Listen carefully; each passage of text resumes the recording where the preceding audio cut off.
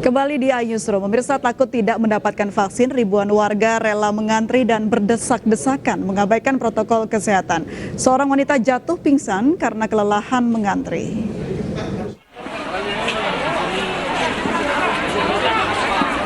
Wanita ini jatuh pingsan karena kelelahan mengantre dan berdesakan untuk mendapatkan vaksin yang digelar alumni Akademi Kepolisian tahun 94 Polda Jambi. Wanita ini pun langsung dievakuasi untuk mendapatkan perawatan medis. Petugas juga mengevakuasi para lansia yang terjebak dalam kerumunan antrean vaksin. Bahkan petugas dan panitia sempat kewalahan dan terlibat ketegangan dengan warga yang tak mau mematuhi protokol kesehatan. Banyak warga rela antri sejak pagi untuk mendapatkan vaksin. Jam 5 kurang. Jam 5 kurang, jam 5 subuh. Iya, jam 5 subuhan. Dapat formulirnya jam berapa? Barusan jam berapa? Jam 10. Udah disuntik, udah tinggal yang terakhir. Terakhir. Vaksin yang keberapa ini, Mbak? Kedua.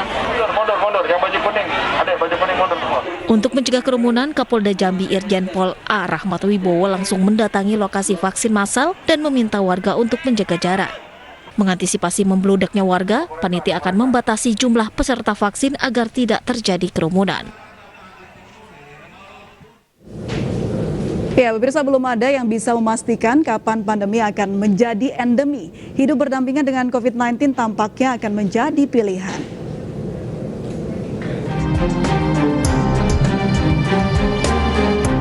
Ketika pemerintah melonggarkan kegiatan masyarakat di tengah pandemi, harapan pandemi menjadi endemi mulai terlihat.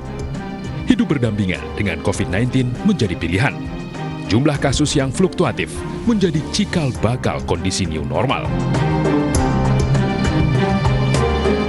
Agar masyarakat memiliki pedoman dalam menjalani kehidupan normal baru, Presiden Joko Widodo meminta Menteri Kesehatan untuk menyusun strategi hidup berdampingan bersama pandemi. Agar kita bisa menyeimbangkan antara hidup yang sehat dan hidup yang bermanfaat secara ekonomi, yang paling penting adalah protokol kesehatannya harus diimplementasikan dengan disiplin. Ya. Arahan Bapak Presiden, kita harus waspada dan protokol kesehatan di masing-masing kota dibuka secara bertahap. Namun penerapan hidup berdampingan dengan COVID-19 ini diperlukan peran serta masyarakat. Kedisiplinan masyarakat menjalankan protokol kesehatan adalah kunci utama dalam upaya memutus mata rantai penyebaran COVID-19. Ya, lalu seperti apa cara kita untuk bisa hidup berdampingan dengan virus COVID-19 ini? Kita akan bahas bersama narasumber yang sudah terhubung melalui Zoom.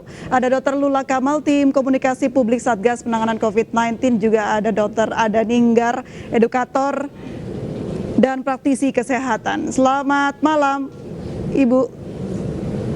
Selamat malam.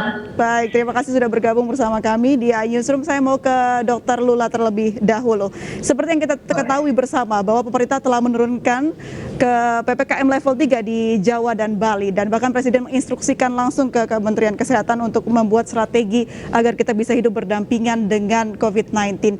Dr. Lula, sebenarnya apa saja sih poin-poin yang harus kita highlight atau mungkin kita terapkan untuk bisa hidup berdampingan dengan COVID-19?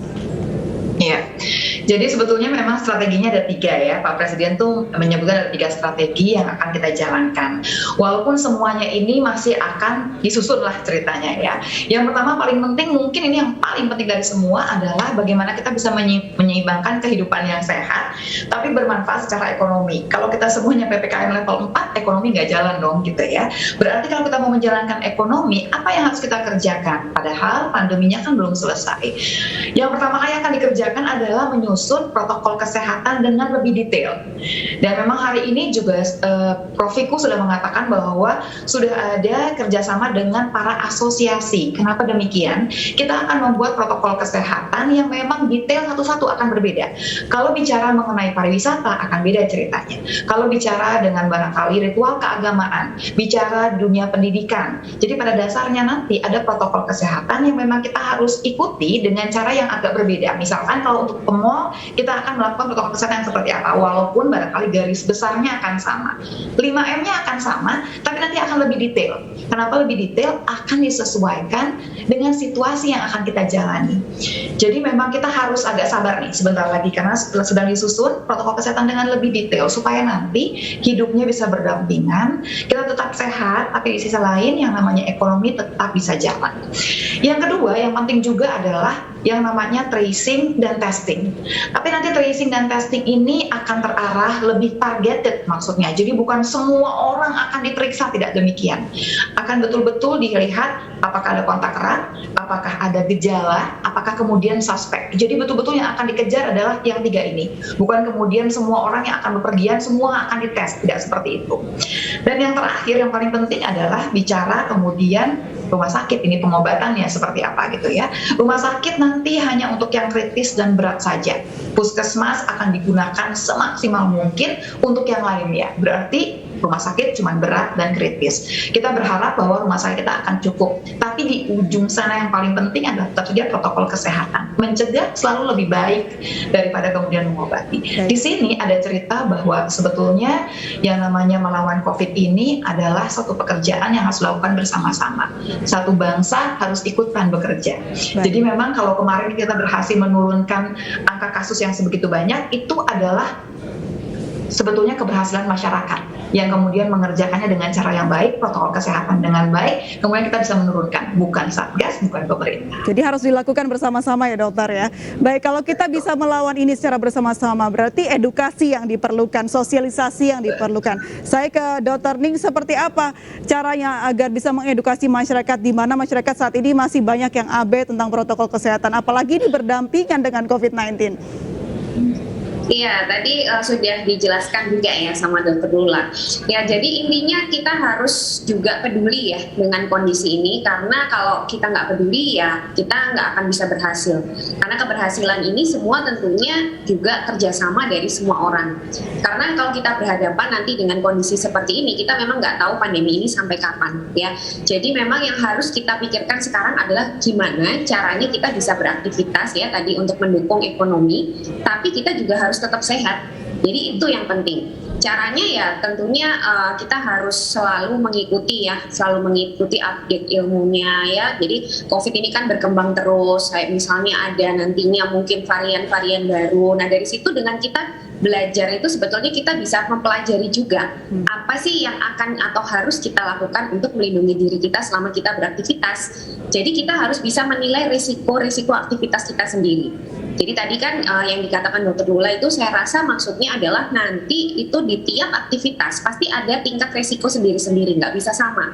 Ya, jadi misalnya nanti di mall, di mana gitu, karena ruang tertutup, satunya mungkin ruang terbuka, nanti akan menyesuaikan. Jadi maksudnya itu, jadi kita harus bisa menilai risiko aktivitas kita sendiri, lalu kita bisa menentukan apa yang harus kita bawa nih senjatanya untuk aktivitas di tempat tersebut. Sebenarnya kuncinya itu, nanti mungkin pemerintah akan merumuskan lebih detail. Itu sudah menurut saya sudah bagus sekali, artinya kita nggak harus mikir sendiri gitu ya, tinggal ngikutin aja apa yang udah dikerjakan pemerintah. Karena saya setuju sekali dengan penilaian level risiko itu. Dan itu pasti nanti kembali lagi ya. Ya, bicara soal pelonggaran Dr. Ning, ini kan banyak sekali masyarakat yang mempunyai pemahaman bahwa oh berarti virus sudah mulai tidak ada ya. Nah ini seperti apa cara kita untuk mengedukasi masyarakat agar tetap waspada?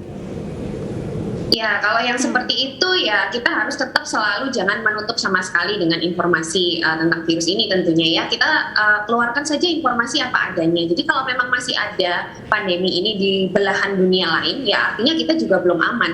Jadi tetaplah no one safe until everyone is safe. Nggak mungkin virus itu cuma ada di belahan dunia tertentu. Ya, pasti nanti dia bisa menyebar kemana-mana. Ini yang harus terus didengungkan. Jadi sense of crisis tetap harus ada.